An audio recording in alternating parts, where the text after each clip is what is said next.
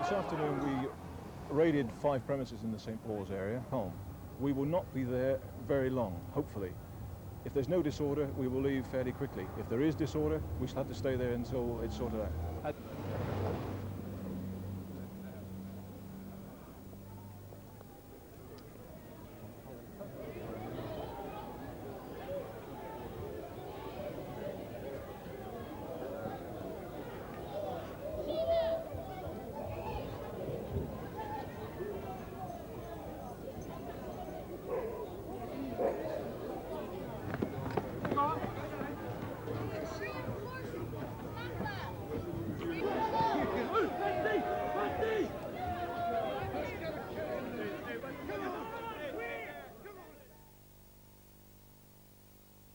And Operation Delivery was underway.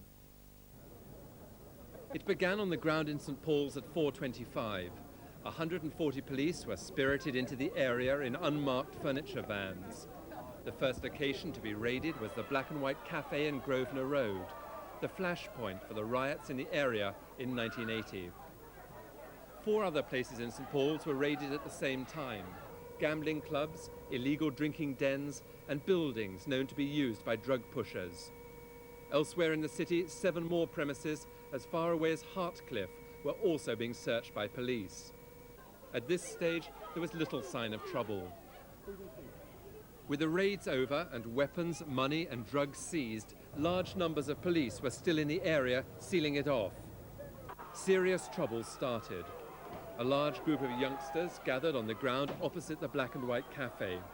Fighting began when some tried to re-enter buildings that the police had already searched. As tension mounted, another 350 officers who had been waiting in nearby streets were ordered in. Men from Wiltshire, Gloucestershire and South Wales backed them up. Police came under fire from bricks, staves and scaffolding joints. The order to don riot gear was issued. Police went on the offensive, trying to move youngsters away from the worst trouble. By now, 60 arrests had been made. Fighting continued for about 20 minutes, but by 6 o'clock, the police had regained control and the battling petered out, although a large and angry crowd still confronted the lines of police. Hey boy, this a rule? After consultations with local people, the police began a slow and steady withdrawal from the area, a move they said they had intended from the start.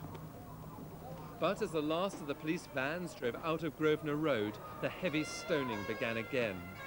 Police had been warned that trouble was likely as darkness came on, and those warnings proved correct. Within minutes, the first of several petrol bombs had been hurled.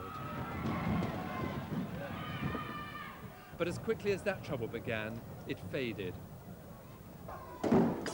With Grosvenor Road once again quiet, the trouble flared up in City Road, the main thoroughfare into St. Paul's. Police sealed off most roads, restricting even the locals to a few entrances to the main trouble area. From about 10 o'clock, although the atmosphere remained tense and the 600 police were still on duty, they experienced little obvious trouble. Instead, in several instances, it was pressmen and television crews who became the next target. At least 3 journalists were attacked, one reporter from The Sun being taken to hospital unconscious. Another had his jaw broken after being hit with a baseball bat. Now arrests total 78. 13 people had been injured, 7 of them police, one of those taken to hospital with a broken leg.